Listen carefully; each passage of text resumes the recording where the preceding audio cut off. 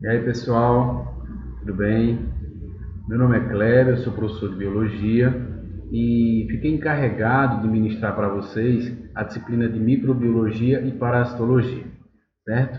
Normalmente essa disciplina ela tem uma carga horária de 20 horas. Então vamos lá.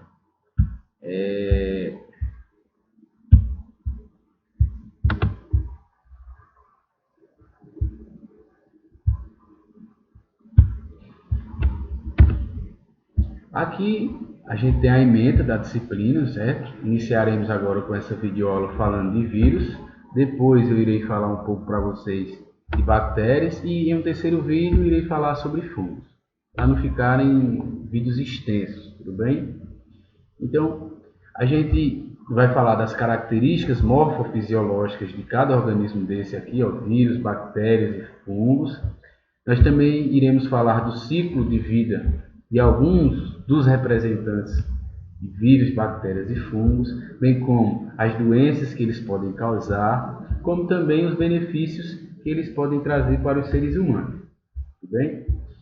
Depois iremos diferenciar os conceitos de infecção e inflamação, bem como a diferença de IST para DST, né? Tendo em vista que essas terminologias elas sofreram algumas alterações, né? DST agora é chamado de IST. Desde 2016 a OMS mudou essa terminologia. Tá? E para finalizar essa parte aqui de microbiologia, nós iremos ver como que é feito o descarte de materiais microbiológicos e biológicos. Como é que transporta, como é que coleta, certo? Para não pôr em risco a saúde de vocês, técnicos e enfermagem. E finalizaremos, né, com uma quarta videoaula falando um pouco sobre parasitologia. Será a parasitologia básica. E também iremos falar de algumas doenças que são causadas por parasitas, que nesse caso a gente está representando aqui como os protozoários e os vermes, que são os helmínticos. Vamos lá. Microbiologia, vamos falar um pouco sobre os micro-organismos. Então, microbiologia, para iniciar, é o ramo da ciência que tem como objetivo estudar os micro-organismos. Então, se a gente vê aqui no termo micro-organismos, na etimologia da palavra, no estudo da palavra, no significado da palavra, aqui o nome já é sugestivo.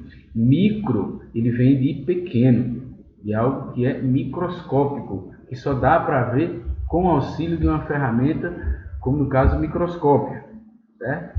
Organismos, ou seja, é um ser vivo, um organismo, que ele é muito diminuto, ele é muito pequeno. Exemplos de micro-organismos, a gente tem bactérias, vírus, fungos e protozoários. As bactérias, fungos e protozoários, a gente consegue visualizar nesse microscópio comum, microscópio óptico de luz. Mas os vírus, eles são muito pequenos e por isso a gente só consegue ver eles com microscópios mais específicos, como é o caso do microscópio eletrônico de varredura.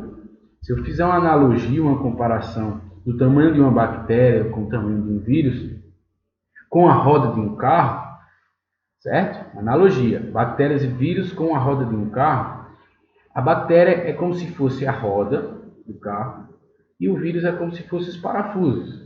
Então, esse é um tamanho assim que é utilizado para a gente fazer um pouco da diferença do tamanho de vírus para a bactéria. Vocês terem uma ideia do tamanho do vírus. Certo? Um exemplo de uma bactéria, uma das bactérias menores que existem, é a PPLO. Ela é muito pequena, ela tem 1/1000º de 5 milionésimos do grama. É 1/1000º da massa da ameba. Certo? Não precisa decorar esses números, mas só para vocês terem uma ideia de como o vírus é pequeno. Então, vamos lá. Iniciaremos aqui falando dos vírus, na nossa aula 1, as características gerais dos vírus. Então, os vírus eles são acelulares.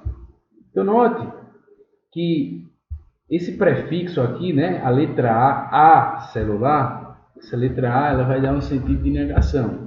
Então, os vírus eles não têm células. Eles não têm uma estrutura que pode ser considerada uma célula. A gente vai ver aqui que a estrutura de um vírus ela é bem simples, certo? só tem uma capa de proteínas, e aqui nessa imagem aqui, estou representando com essas bolinhas, certo? Seria a capa dessas proteínas, dentro do material genético. Então veja, a estrutura deles é bem simples. Eles não têm organelas, que são estruturas que tem em células, certo? Como bactéria, protozoário, as nossas células, elas têm organelas. Eu tenho aqui a maquetezinha de uma célula, certo? Ó, essa daqui ela é redondinha, mas existem células de vários tamanhos, vários formatos, tá? Essa é uma célula, por exemplo, uma célula da nossa boca. Ela tem um formato mais arredondado. Se eu abro ela, eu vou ver que ela tem, essas estruturas coloridas, que são as organelas. Essas organelas são quem irão desempenhar funções básicas que vão manter a célula viva. Então, uma célula, ela tem que ter essas organelas. O vírus não tem. Ele não tem essas estruturas. Então, ele não tem uma estrutura celular. É por isso que eu digo que eles são acelulares. Então, vamos lá. Como eles não têm essas organelas, eles não têm como realizar suas reações químicas. Não conseguem ter metabolismo. Se eles não têm um metabolismo próprio, como está aqui nesse tópico, eles não possuem um metabolismo próprio, justamente porque eles não possuem organelas, que é quem faz esse metabolismo, eles vão ter que parasitar, eles vão ter que roubar esse aparato, né, essa maquinária celular e outras células. Então esse termo aqui, que diz, os vírus, eles são parasitas intracelulares obrigatórios. Esse termo parasita, ele quer dizer que ele vive às custas de outro ser vivo. Ele rouba recursos de outro ser vivo. É um parasita, tá? Então, quando, um exemplo, você tem algum colega seu que ele está querendo roubar a sua atividade, está querendo filar a sua prova, ele está querendo roubar aquele seu esforço, aquele seu recurso que você, né, com tanto esforço você conseguiu, que foi aprender o tema. Ele está sendo parasita seu. Intracelular. Intra quer dizer dentro. Celular, a célula. Então ele é um parasita que ele só consegue viver, ele é obrigatório, se for dentro da célula. Parasita, porque ele vai roubar os recursos da célula dentro dela, intracelular, e é obrigatório. Obrigatório porque fora da célula ele não vai desempenhar nenhuma atividade. Ele vai ser inerte. Qual é a estrutura de um vírus? A gente vai ver que a estrutura ela é uma estrutura bem simples, é formada por um capsídeo. Se eu observo aqui na imagem, o capsídeo é uma capa, um envoltório aqui, certo? Capinha. E dentro vai ter o material genético. O material genético ele pode ser DNA ou RNA, apesar de a gente já ter conhecimento que existem vírus que têm os dois, como o citomegalovírus, mas a gente vai trabalhar com essa ideia de que o vírus ele possui ou DNA ou RNA. O conjunto do capsídeo mais o material genético eu vou chamar de núcleo capsídeo. Então aqui é um núcleo capsídeo, é o capsídeo mais o material genético.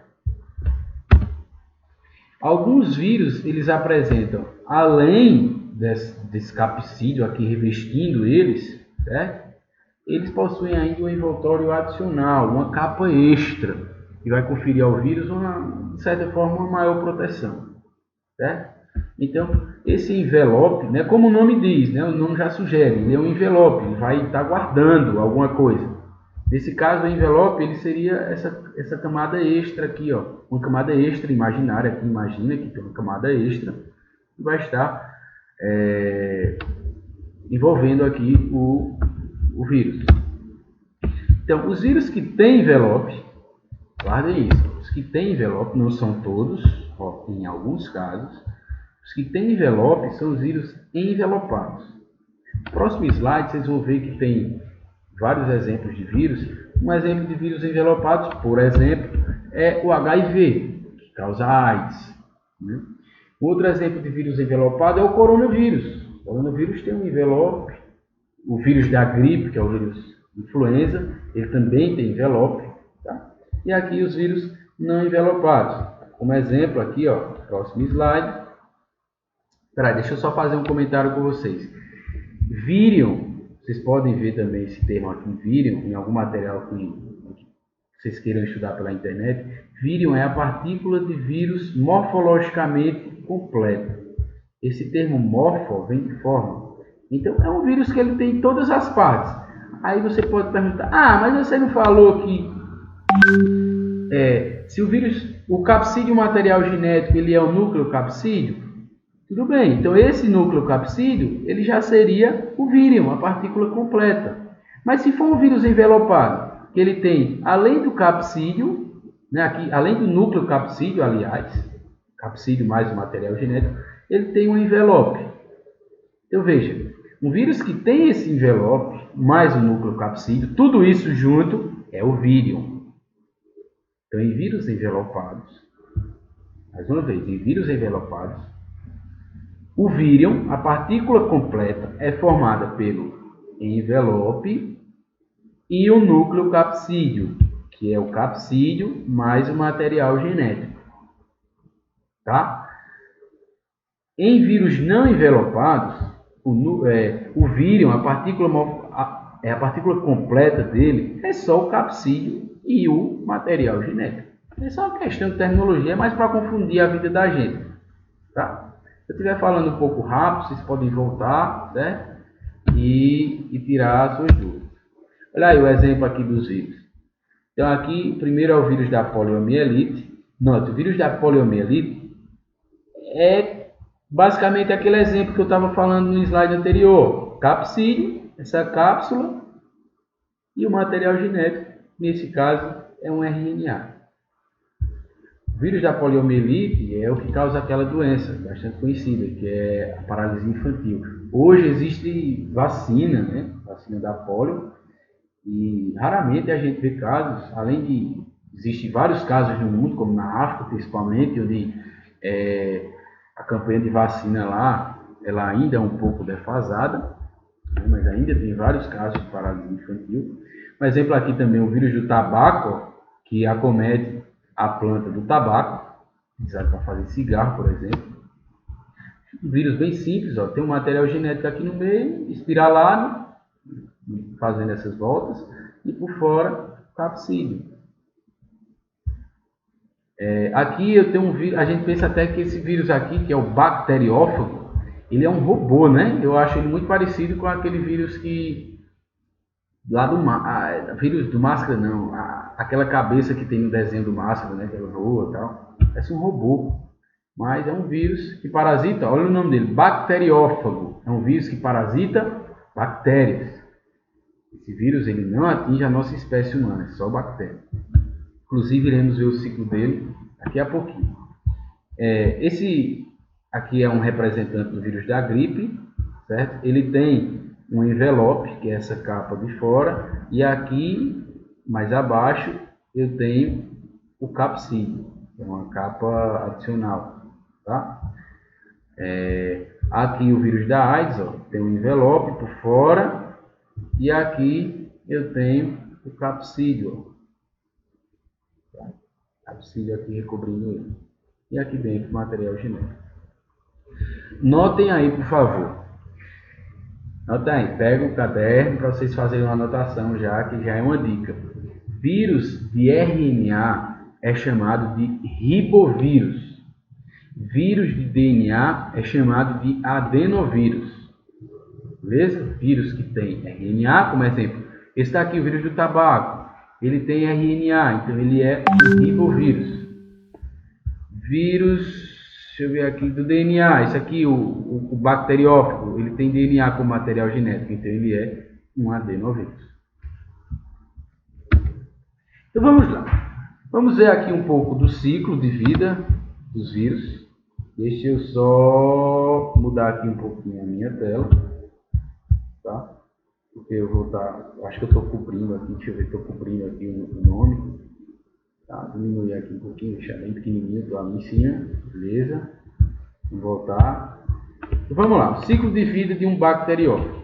Aqui está um bacteriófago. Esse termo fago, ele vem de comer. De certa forma, o cara que criou esse nome, ele imaginou que ele comia a bactéria. Mas ele não come a bactéria. A gente vai ver o ciclo de vida dele, certo? Então aqui eu tenho o esquema dele. Aqui são as fibras caudais. É a parte do vírus que vai se fixar na bactéria, onde vai se ligar. Dentro aqui eu tenho o capsídeo, ó, cabeça. E dentro eu vou ter o ácido nucleico. É bem simples a estrutura viral. Então vamos lá. Aqui embaixo eu estou representando uma bactéria. A bactéria ela tem esse formato alongado. Inclusive nas aulas de bactéria a gente vai ver que as bactérias elas também mudam de formato. Tem esse formato em forma de bastão, que é o bacilo. Tem um formato mais arredondado. Inclusive eu tenho aqui, olha, eu tenho aqui um exemplo de uma bactéria que tem um formato arredondado, um formato de copo. Tá? Dentro tem um material genético. Tem um material genético, eu estou representando essa linha. Elas são bem simples também, as bactérias. Aqui, ó, um exemplo de uma bactéria que ela tem esse formato que eu tentei representar aqui, um formato de bastão. Dentro também tem um material genético. A gente vai estudar a matéria um pouco mais a fundo. Vamos lá, aqui está o meu vírus bacteriófago. A primeira etapa de infecção é o vírus identificar a bactéria. Como é que ele vai fazer isso? Note que aqui eu tenho as caudinhas dele, certo? E aqui na minha bactéria eu tenho a membrana plasmática dela, que é essa borda azul toda dela, é a membrana dela. Tá? Dentro aqui eu tenho o citoplasma, então é todo esse espaço. E aqui eu tenho um material genético da bactéria, que é um material genético circular, certo? Eu chamo de nucleóide. Mas é o DNA dela. Bactéria também bem simples, tal. Então vamos lá. Note que aqui na superfície da membrana da bactéria eu tenho receptores.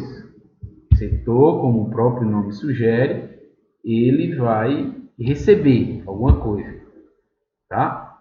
Vai receber. Nesse caso ele vai receber os ligantes. Ligantes, como o nome também sugere, é quem vai se ligar. Então, para que ocorra uma infecção de um vírus em alguma célula, é preciso que o ligante ele se encaixe perfeitamente no receptor. Mais uma vez, ó, para que um vírus consiga infectar uma bactéria, é preciso que exista um encaixe perfeito do ligante do vírus, certo? Com o receptor da célula vírus, ou seja, nesse caso aqui é o receptor da bactéria. É por isso que esse vírus ele não consegue infectar uma célula humana, porque a célula humana vai ter receptores diferentes. Tá? Então, quando ele tentar se encaixar, ele não vai conseguir porque o encaixe não é perfeito. Então, fica olhando aí, na animação eu acredito que vocês vão entender melhor. Tá? Então, o primeiro passo aqui é o encaixe do vírus na bactéria. Então, olhar, encaixou, beleza, encaixou. Então, o vírus aqui teve um reconhecimento desse vírus pelos receptores da bactéria. Faça uma outra anotação aí. O vírus ele tem alta especificidade. O que isso quer dizer? O encaixe do vírus ele é muito específico para o receptor de uma célula. É como se fosse uma chave e uma fechadura. A chave ela tem alta especificidade pelaquela fechadura. A chave ela só consegue abrir aquela fechadura, não consegue abrir outra. Tudo bem? Mesma coisa o vírus. Esse vírus ele só vai conseguir infectar essa bactéria aqui porque ela tem esse encaixe. Então os vírus eles são muito específicos. Guardem isso. Por que os vírus têm alta especificidade? Porque eles só conseguem infectar determinados tipos de células. Esse vírus aqui ele não consegue infectar a célula da minha pele. Por quê? Porque as células da minha pele não têm receptores para ele. Ele vai chegar, visitar e vai embora. Tá? O próximo passo aqui desse bacteriófago, ele vai injetar esse material genético dentro da bactéria. Observe. Ó, baixou. Ó. Parece até que está fazendo o número 2, né? né, fez esse movimento, agora ele vai encaixar o seu material genético. Encaixar não, introduzir o seu material genético. Depois que ele introduziu o material genético dentro da bactéria, esse DNA ele vai ser traduzido, né? O vírus ele vai utilizar toda a maquinária da bactéria, toda a energia dela, toda a matéria-prima para construir novas partes, novos vírus. Tipo assim, ó, a partir desse DNA, o DNA, né, ó, ele tem a informação para produzir todas as partes do vírus. Então, o vírus vai utilizar a energia dessa bactéria, vai utilizar a matéria-prima, né, como proteínas da bactéria, que a bactéria iria precisar para fazer as proteínas dela. Agora o vírus vai roubar essa matéria-prima para ele. Tá? Então, ele produziu o DNA dele, fez uma cópia, utilizando tudo da célula da bactéria. Produziu essas proteínas aqui do capsídeo, ó, a capa dele, produziu essa parte aqui que é a peça intermediária, que é proteína também, produziu suas fibras caudais, que são proteínas, e além disso ele também tem informação para produzir uma enzima, tá? E ela vai destruir o DNA da bactéria. Vai destruir para que a bactéria não mande mais em nada, certo? Ó, fica olhando aí na animação. Essa enzima vai lá e tritura, fatia todo o DNA da bactéria, ó, fica todo picotado, e a bactéria agora ela não vai ter, ela agora não vai mandar mais em nada. Agora tudo que sobrou da bactéria agora vai ser destinado para a produção de novos vírus. Então agora vai ter a montagem de novos vírus, e assim acontece de uma forma exponencial, de uma forma em um número muito grande. Vai chegar um ponto que a produção de vírus ela vai ser tão exacerbada, né, tão grande, que essa bactéria ela não vai mais suportar a quantidade de vírus e ela vai arrebentar. Arrebentou, ó. Agora os novos vírus podem infectar novas bactérias. Tá? Então, resumindo, as etapas de infecção viral de um vírus de DNA é a seguinte. Primeiro, vocês lembram lá que teve o reconhecimento da célula hospedeira. A célula hospedeira, no caso, era a bactéria, que iria hospedar o vírus. Tá? Então, tem um encaixe específico, existe um alto grau de especificidade entre os ligantes do vírus com os receptores da bactéria, o exemplo aí que a gente viu. Depois o vírus injetou o seu DNA. Quando o DNA estava dentro da bactéria, ele começou a sintetizar, produzir os componentes virais, as partes que formam os vírus. Depois que formou os vírus, teve a montagem deles e o rompimento da célula hospedeira. Na imagem aqui do lado, nós conseguimos ver esse processo. Primeiro, acontece o reconhecimento, eu posso chamar também de adsorção. Adsorção é a mesma coisa que fixação. Ele vai se fixar na membrana lá dos receptores da célula. Depois, ó, ele injetou seu material genético. A partir desse material genético serão produzidos novos componentes virais. Depois vai ter a montagem desses vírus e, por fim, os vírus vão arrebentar a célula da bactéria. Tá? Então, pessoal, essa primeira aula ela foi só para falar um pouco da ementa, da disciplina, a estrutura geral dos vírus e o ciclo de reprodução de um vírus de DNA. Espero que tenham gostado. Já vou produzir o segundo vídeo, tá? E até a próxima.